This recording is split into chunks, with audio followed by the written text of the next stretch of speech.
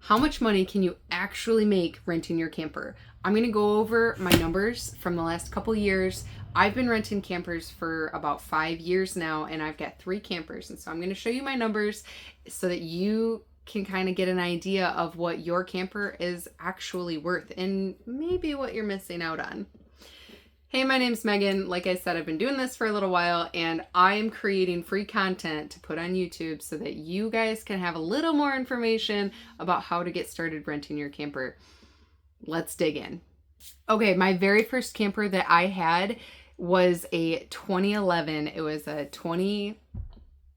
36-foot bunkhouse. Okay, it slept like 11 people. You know how they always say you can put 2 people in all of these bunks, which nobody actually wants to do. But it said that it slept 11 people, and it was popular and it was old. So I actually rented it for a lower price. I started out renting that camper and I only offered it for $80 a night, which if you kind of understand supply and demand, if the price point's lower and the demand is really high, you're going to be booked all the time. And so I started out, I was really slow, but then when I was booked all the time, I was booked all the time. So let's look at the numbers. I'm going to go over in 2023, that camper, this 2011 camper, did $4,639. This was for the entire summer. I had only 10 rentals that year. That was kind of, like I said, I was kind of learning. I was still learning how to rent. I think the year before I had less than 5, and the year before I only started at the end of the season, and so I only had like 1 or 2. And so things really didn't pick up for me until the third year that I rented. And that's also part of the reason why I'm bringing videos to you guys, because we just want to cut the crap, right? I want you to be able to start renting and then actually do it successfully and have a lot of bookings right away. And you can kind of cut out all of the slowness. Okay, so going back to, this was in 2023, that old camper did $4,639 for the entire season. I only had 10 rentals, and it was rented for 61 days. Now, at that time, I thought, hey, my camper's really old. Let's see, 3 years ago, it would have been over 10 years old, right?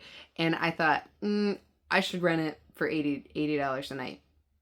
And it was valued for more than that. So I could have raised my price. Okay, so anyway, in 2024, I rented that same camper again, and it did much better, guys. This is clearly when I started really like getting the hang of things.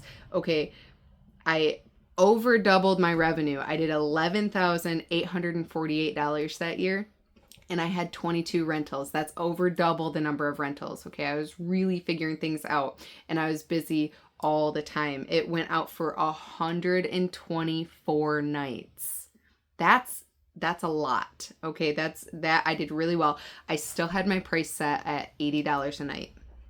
Okay, the next year, the camper started getting kind of tired. Okay, in 2005, it was 15 years old. You know, if it was actually made in 2010, even though it was in 11. So it's close to 15 years old, and it was pretty wore out, and it had some leaks that had caused some water damage, and I really started having trouble in the year 2025.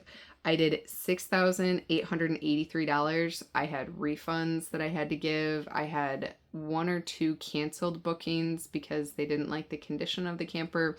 It really just, we met our max with the camper. I had damage that I couldn't repair that wasn't renter's damage. It just was like, again, with the soft spots, and I had a door that wouldn't close, and so then it was getting water damage from like the weather and that kind of thing.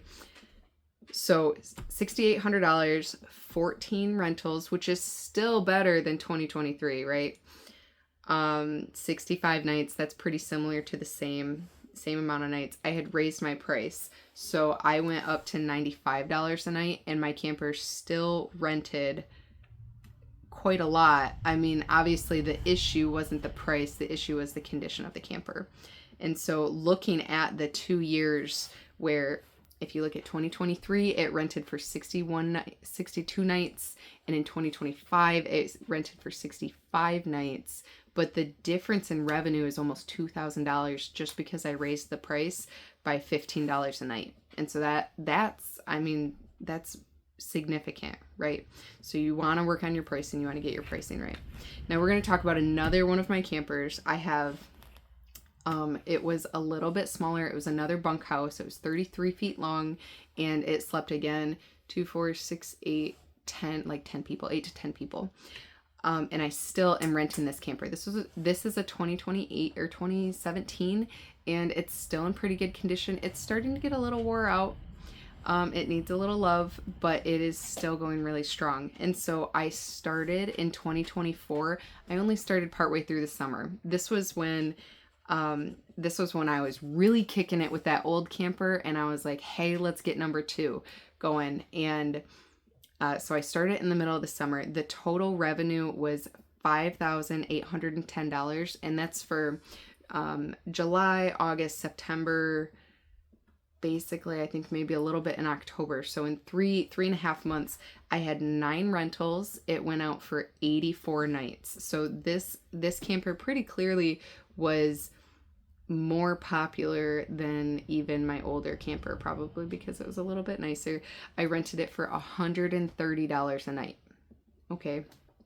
The next year, I had the camper for the whole summer, so it did significantly better. In 2024, that same camper, all summer, it brought in $10,121. I had 12 rentals. One of them was personal, and it was out for 91 nights. And so that's actually really interesting because it was really only out for 10 nights longer.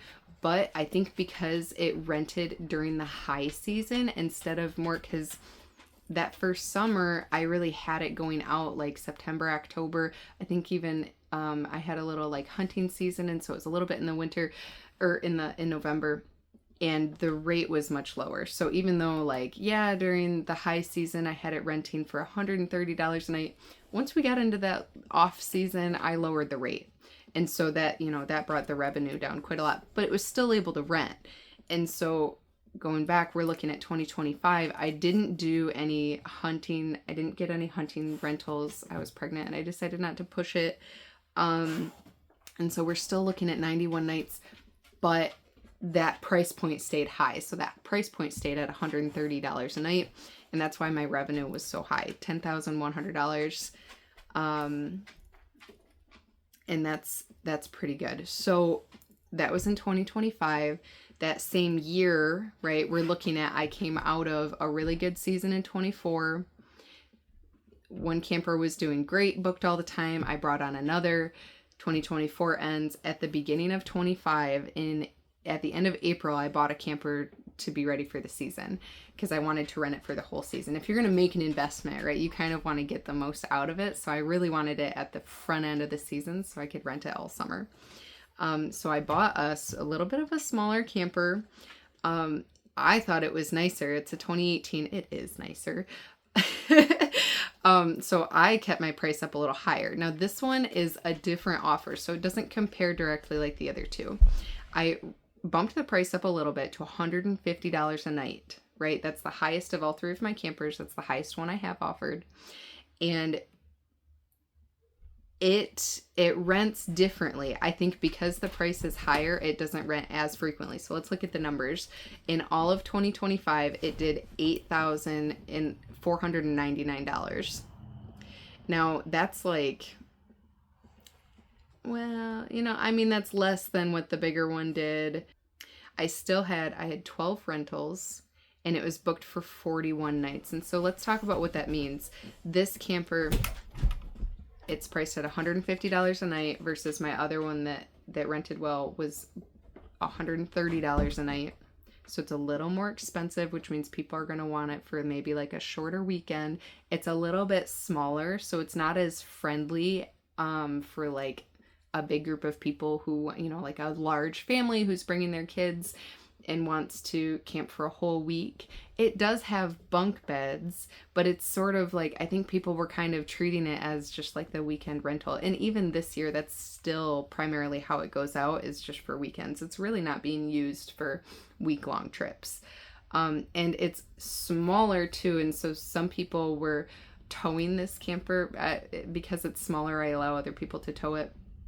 And they just are kind of fitting it in on the weekend. They're taking like maybe 1 or 2 days off of work rather than a whole week off of work, and just doing like a small, I think typical spend was like a $500 weekend or maybe $600 weekend. And so, it's just, we're just looking at the different offers, right? Like, what camper do you have and what are people going to use it for? Weekends are really common for that camper. And so yeah, they've all done good. Okay, to circle back, if you have a camper, clearly you can make thousands of dollars. Even when I was getting started, I still made nearly $5,000. And once I got good at it, I was making $10,000 to $12,000 a summer.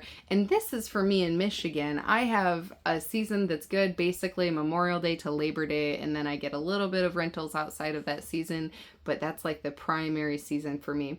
And if you live somewhere in the country where maybe your rental season or your camping season is better because the weather is better longer, then you can kind of imagine these numbers like being spread out differently for you, right? You might rent it more in October than I do. So if you're not convinced that renting campers is worth money, if you have a camper that just sits parked in your driveway, you should probably consider renting it, because it does have value to other people. And more people are realizing that they don't want to own a camper because there's more costs and care associated with owning a camper themselves. And so they would rather just rent it and borrow from somebody else and not have to worry about it the rest of the year. Especially if they're only going on camping trips a couple times, 1-2 times a year, or maybe just for a special event, and they're not doing it all the time. So this is something that has been around since I think like 2013. Sorry, not 2020. 2013 is really when people kind of started getting accustomed to this idea. It's been around longer than that, but that's when it kind of became bigger and more attainable to just like average people like you and me. Another piece to this puzzle is that I kind of varied. I have learned to do a lot of my rentals directly, but that's kind of a story for another tale, or a tale for another day, because it really dives into profit versus net income and net profit versus gross income. I know my number. I know what I'm saying. I know what I'm saying. Anyway. So let's keep talking about it. Subscribe to my channel if you want more content. I'm really trying to create more free information for people so that they can get started with, just so that you can get started running your camper. Sorry, I'm a little crazy. Thanks for watching, and ask your questions in the comments because I do respond. Thanks.